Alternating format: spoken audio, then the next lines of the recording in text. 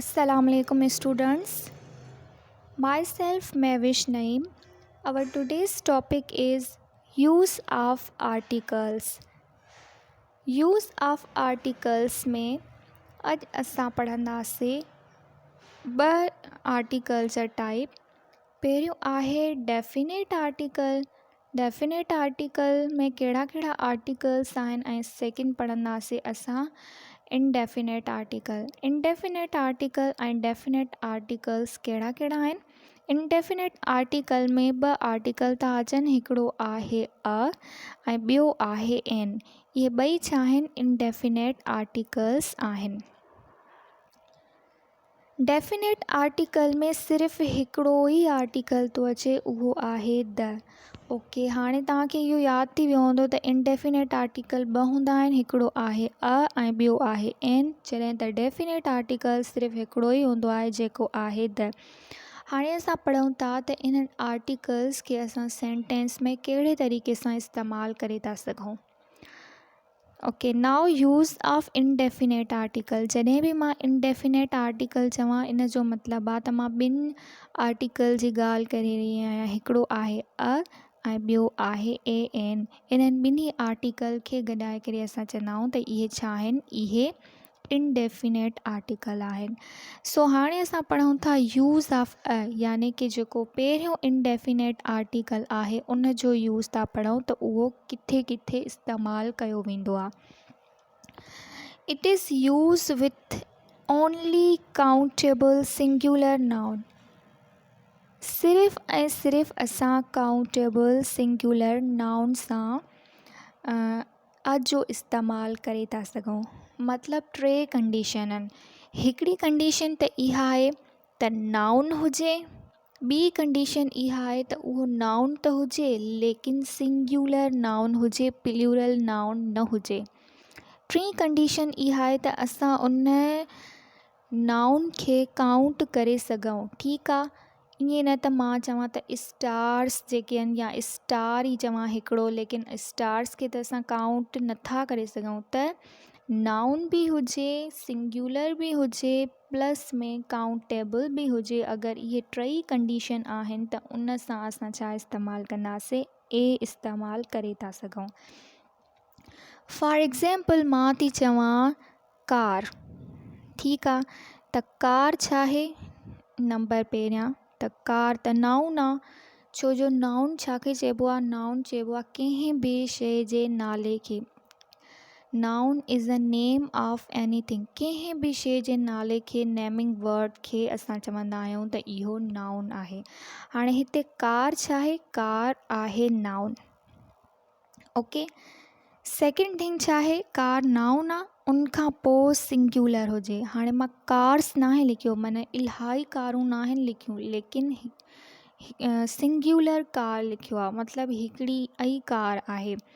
ऐं ॿियो आहे, टियों आहे त काउंटेबल, मतिलबु उन शइ खे जेका मां लिखी आहे उनखे काउंट करे थी सघां। त ज़ाहिर आहे हिकिड़ी कार आहे, मां उनखे काउंट करे थी सघां।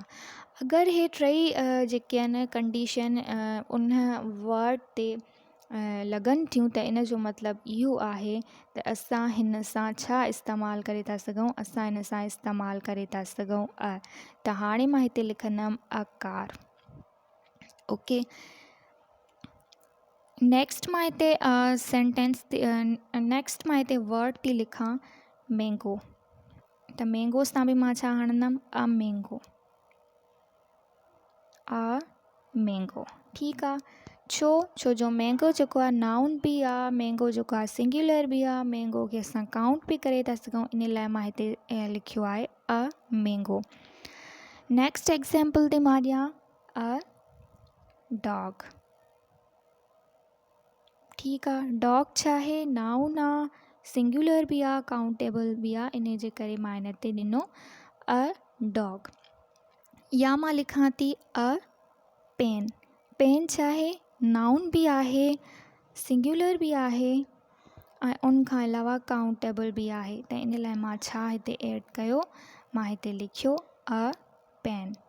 ओके, होप कि तव्हांखे इहे सम्झ आयो हूंदो। हाणे असां पढ़ूं था यूज़ ऑफ इनडेफिनेट आर्टिकल, यानी पहिरियां असां इनडेफिनेट आर्टिकल जो इस्तेमालु पढ़ियोसीं, लेकिन उहो ए जे बारे में। हाणे असां पढ़ंदासीं एन जो इस्तेमालु, त एन किथे किथे इस्तेमालु करे था सघूं। It is use with noun and adjectives. Noun सां गॾु बि इस्तेमालु करे था सघूं, एडजेक्टिव सां गॾु बि इस्तेमालु करे था सघूं। ठीकु आहे, हिते मां ईअं बि चई थी सघां त नाउन खां पहिरियां बि इस्तेमालु करे था सघूं, एडजेक्टिव खां बिफोर बि इस्तेमालु करे था सघूं, ऐं विथ नाउन ऐं विथ एडजेक्टिव सां बि इस्तेमालु करे था सघूं। सो ॻाल्हि साॻी ई आहे। सेकेंड पॉइंट आहे यूज़ ऑफ एन जो इस्तेमालु किथे थींदो आहे? That begin with the preposition of A I E. इन जो मतिलबु आहे त असां इन जो इस्तेमालु किथे था करे सघूं? जिथे प्रोनाउंसिएशन निकिरे ए जो, आई जो ऐं ई जो। शुरू में असांखे इहो कॉन्सेप्ट ॾिनो वेंदो हो त जेके बि वॉवल हूंदा आहिनि, वॉवल टोटल घणा हूंदा आहिनि? वॉवल हूंदा आहिनि 5, ऐं उहे 5 वॉवल कहिड़ा कहिड़ा हूंदा आहिनि? उहे हूंदा आहिनि ए, आई, ई, ओ, यू। शुरू में इहे चवंदा त जेके 5 वॉवल हूंदा आहिनि उन्हनि 5 सां एन जो इस्तेमालु कयो वेंदो आहे। बाक़ी जेके बि ABC में अल्फ़ाबेट आहिनि वॉवल खां अलावा, उन्हनि सभिनी खे कॉन्सोनेंट चयो वेंदो आहे, ऐं उन्हनि सभिनी कॉन्सोनेंट सां असां इस्तेमालु कंदा आहियूं ए खे। लेकिन इहो ग़लति आहे कॉन्सेप्ट। जेके बि 5 वॉवल आहिनि, इन्हनि 5 वॉवल सां गॾु असां एन जो इस्तेमालु नथा करे सघूं। जेके 3 वॉवल मां हिन बॉक्स में अंदरि ॾिना आहिनि, हाणे उहे 3 वॉवल मां कहिड़ा ॾिना आहिनि? हिकिड़ो ॾिनो आहे ए, ॿियो ॾिनो आहे आई, ऐं टियों ॾिनो आहे ई। इहे जेके 3 वॉवल आहिनि, सिर्फ़ु इन्हनि सां ई गॾु असां इस्तेमालु करे था सघूं एन खे। मतिलबु कोई वर्ड अगरि इन्हनि 3 जो प्रोनाउंसिएशन खणे थो त उन्हनि सां असां एन खे इस्तेमालु करे था सघूं। ओके, लेट्स सी कि असां कीअं था इस्तेमालु करे सघूं। ऐं बक़ाया जेके 2 वॉवल आहिनि कहिड़ा? हिकिड़ो आहे यू ऐं ॿियो कहिड़ो हुयो? हिकिड़ो ए, आई, ई, अच्छा ॿियो हुयो ओ। बक़ाया जेके इहे 2 वॉवल आहिनि यू ऐं ओ, इन्हनि ॿिन्ही वॉवल खे इन्हनि ॿिन्ही वॉवल जे अॻियां असां एन जो इस्तेमालु कीअं नथा कयूं, उहो असां हाणे ॾिसंदासीं। ओके, हिते आहे हिकु वर्कशीट जंहिंमें कुझु सेंटेंस ॾिना विया आहिनि। नंबर पहिरियों सेंटेंस आहे, ठीकु आहे, पहिरियों आहे he is old enough to drive an car. ही छा आहे? ही आहे सब्जेक्ट। इज़ छा आहे? इज़ त हेल्पिंग वर्ब आहे, ठीकु आहे। इनफ छा आहे? इनफ आहे वर्ब। टू प्रेपोजिशन आहे, जॾहिं त ड्राइव जेको आहे उहो ऑब्जेक्ट आहे। एन छा आहे? कोई बि इनडेफिनेट आर्टिकल आहे, ऐं कार छा आहे? हिते नाउन आहे। मां तव्हांखे ॿुधायो हुयो त जॾहिं नाउन हूंदो ऐं उहो नाउन सिंगुलर हूंदो, उहो असां काउंट करे सघंदासीं, त उन नाउन सां हमेशह असां ए इस्तेमालु कंदा आहियूं, एन इस्तेमालु न आहियूं कंदा। सो अगरि हिन सेंटेंस में आहे he is old enough to drive an car, त एन जेको हिन सेंटेंस में आहे उहो ग़लति आहे, ठीकु आहे। एन जेको आहे ग़लति आहे, बल्कि हिते असां छा ॾींदासीं? अ ॾींदासीं, a car. He is old enough to drive a car. Second असां वटि जेको सेंटेंस आहे, ठीकु आहे, ग़लति आहे, त मां हिन ते छा थी कयां? सर्किल थी पाए छॾियां। सेकेंड जेको असां वटि सेंटेंस आहे उहो कहिड़ो आहे? He decided to buy an car. अच्छा, दुबारा उहो थी वियो त कार छा आहे? सिंगुलर नाउन आहे, काउंटेबल आहे, त असां कार सां गॾु छा हणंदासीं? कार सां गॾु ए हणंदासीं, ठीकु आहे। त हिते एन न हणंदासीं, इहा ग़लती आहे। जिन ते मां सर्किल थी पायां उहा छा आहे? ग़लति आहे। बाक़ी असांखे हिन सेंटेंस में ख़बर आहे त ही सब्जेक्ट आहे, डिसाइडेड वर्ब आहे, टू जेको आहे प्रेपोजिशन आहे, जॾहिं त बाय जेको आहे उहो ऑब्जेक्ट आहे, एन आर्टिकल आहे, पर हिते अ ईंदो, अ इंडेफिनेट आर्टिकल लॻंदो ऐं उन खां पोइ कार छा आहे, कार आहे नाउन, छो जो नाउन कंहिं बि शइ जो नालो हूंदो आहे। अच्छा, नेक्स्ट सेंटेंस जी तरफ़ असां हलूं था। 3 नंबर जेको सेंटेंस आहे उते लिखियलु आहे I is able to drive a motor cycle. I छा आहे, सब्जेक्ट आहे, इज़ छा आहे, हेल्पिंग वर्ब आहे, able to drive a motor cycle. अच्छा, मोटर साइकिल सां गॾु अ त लॻल आहे, छो जो मोटर साइकिल नाउन बि आहे, सिंगुलर बि आहे ऐं काउंटेबल आहे, त उन सां मां उन खां पहिरियां यानी कि अ जो इस्तेमालु त कयो आहे, लेकिन हिन सेंटेंस में जेका ग़लती आहे उहा आहे इज़।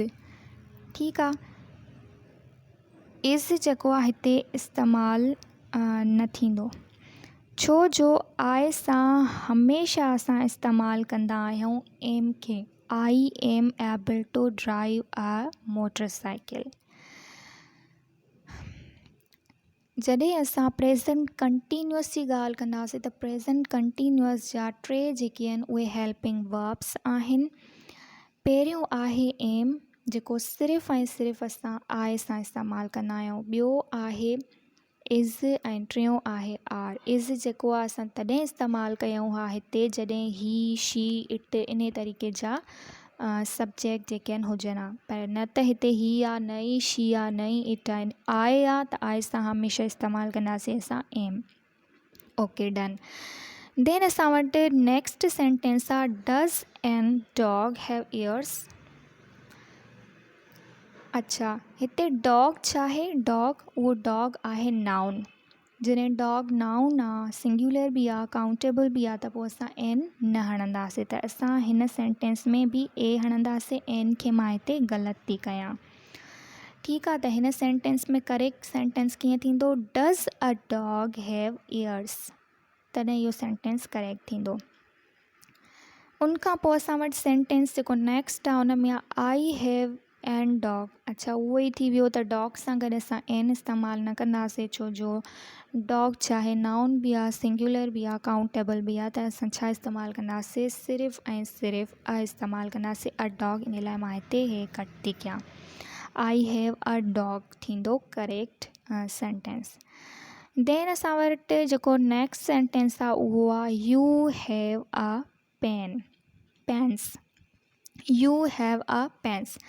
यू हैव अ, जॾहिं मां अ जो इस्तेमालु थी कयां त हिते पेन्स आहिनि। ठीकु आहे, पेन्स जेको आहे प्लूरल आहे, हालांकि नाउन आहे, ठीकु आहे, लेकिन पेन्स इलाही ज़्यादा पेन्स आहिनि। हिकु त काउंटेबल बि न आहिनि, अलाए केतिरियूं आहिनि। ठीकु आहे, हिते तादाद बि न आहे ॿुधायो वियो। उनखां अलावा प्लूरल इस्तेमालु थियल आहे, सिंगुलर इस्तेमालु न आहे थियल। पेन जो प्लूरल इस्तेमालु थियल आहे, पेन्स। हिते अगरि हुजे आहे पेन, तॾहिं हे जेको आहे सही थिए आहे, मतिलबु हे करेक्ट सेंटेंस ईअं थींदो you have a pen. Okay, now हिते आहे he is dash honest boy. He is dash honest boy, honest boy. ठीकु आहे, असां प्रोनाउंसिएशन जेका आहे उहा छा जी था कयूं। अगरि सिंधी में हिकु शइ तव्हांखे मां ॿुधायां त जेके एन हूंदो आहे न, अगरि सिंधी में प्रोनाउंसिएशन ॿिनि अखरनि जी थो खणे न, उन्हनि सां बि असां एन जो इस्तेमालु कंदा आहियूं। ऐं उहे सिंधी जा जेके 2 अखर आहिनि, हिकु त आहे अलिफ़ ऐं ॿियो छा आहे अलमंद आ। अगरि अलिफ़ ऐं अलमंद आ जेको आहे, इहे ॿई अलिफ़ ऐं अलमंद आ, इहा प्रोनाउंसिएशन अचे थी त उन सां गॾु बि असां छा इस्तेमालु कंदासीं, एन जो ई इस्तेमालु कंदा आहियूं। कीअं, हाणे हिते आहे he is honest boy, he is dash honest boy. वैसे त अगरि असां ॾिसूं त हिते थो अचे एच, ऐं एच छा आहे, कॉन्सोनेंट आहे। असांखे ख़बर आहे जेके बि कॉन्सोनेंट हूंदा आहिनि उन्हनि सां ए जो इस्तेमालु कयो वेंदो आहे, लेकिन हिन जी प्रोनाउंसिएशन जेका आहे उहा एच वारी ज़ाहिर नथी थिए। हिन जी प्रोनाउंसिएशन जेका ज़ाहिर थी थिए उहा इहा थी थिए ऑनेस्ट, मतिलबु अलमंद आ जी प्रोनाउंसिएशन था असां कढूं ऑनेस्ट। त मां तव्हांखे ॿुधायो त अगरि सिंधी में ए ऐं अलमंद आहे, इहे ॿिन्ही जी प्रोनाउंसिएशन थी निकिरे त उन सां असां छा इस्तेमालु कंदासीं, उन सां असां एन इस्तेमालु कंदासीं, चाहे भले उन जो पहिरियों अल्फ़ाबेट जेको आहे कॉन्सोनेंट छो ई न छो हुजे। हाणे असां हिते छा इस्तेमालु कंदासीं, हिते इस्तेमालु कंदासीं असां एन। ठीकु आहे, he is an honest boy. Next असां वटि जेको फिल इन द ब्लैंक आहे या नेक्स्ट खणी क्वेश्चन चऊं आहे, dash MA stand for master of art. MA छा आहे, हिकु डिग्री आहे मास्टर ऑफ आर्ट जी।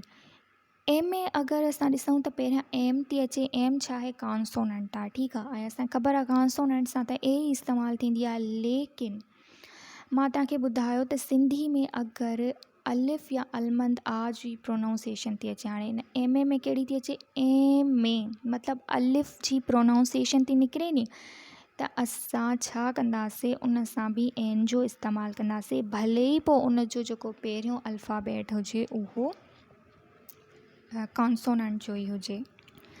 देन आहे SHO। हालांकि एस जेका आहे उहो वॉविल न आहे त असां उन सां एन छो था इस्तेमालु कयूं, लेकिन असां इन लाइ था इस्तेमालु कयूं छो जो SHO एस जेका आहे छा आहे, सिंधी में चवंदासीं त उहा अलिफ जी प्रोनाउंसिएशन खणे थी, इन जे करे SHO सां बि असां छा इस्तेमालु कंदासीं, HSO सां कंदासीं असां एन जो इस्तेमालु। ओके, मां तव्हांखे पहिरियां चयो हुयो त ॿ जेके वॉविल जा वर्ड्स आहिनि, हिकिड़ो आहे यू, ठीकु आहे, ऐं ॿियो आहे ओ। ठीकु आहे, वॉविल जा टोटल 5 हुया न वर्ड्स, उन्हनि में अखरनि में अगरि ओ ऐं यू जेको आहे उहो मां चयो हुयो त इहे इन्हनि सां गॾु एन जो इस्तेमालु न आहे थींदो। हालांकि इहे ॿई जेके आहिनि,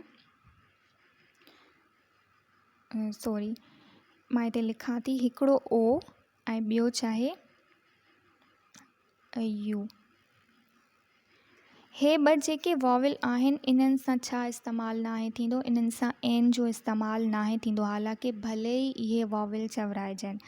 हाणे असां ॾिसूं था त जेको यूरोप आहे उहो यूरोप स्टार्ट छा सां थो थिए, स्टार्ट त ई सां थो थिए। ठीकु आहे, लेकिन हिन जी तव्हां प्रोनाउंसिएशन ॾिसंदो त यूरोप मतिलबु यू जी प्रोनाउंसिएशन थो खणे, यू जे प्रोनाउंसिएशन थो खणे त छा आहे, वॉविल आहे। लेकिन मां तव्हांखे चयो त 2 वॉविल, हिकिड़ो जेको यू जी प्रोनाउंसिएशन खणे ऐं ओ जी प्रोनाउंसिएशन खणे, उन्हनि सां असां कॾहिं बि एन जो इस्तेमालु न आहियूं कंदा। इन लाइ असां हिते एन यूरोप न कंदासीं, बल्कि छा कंदासीं, अ यूरोप।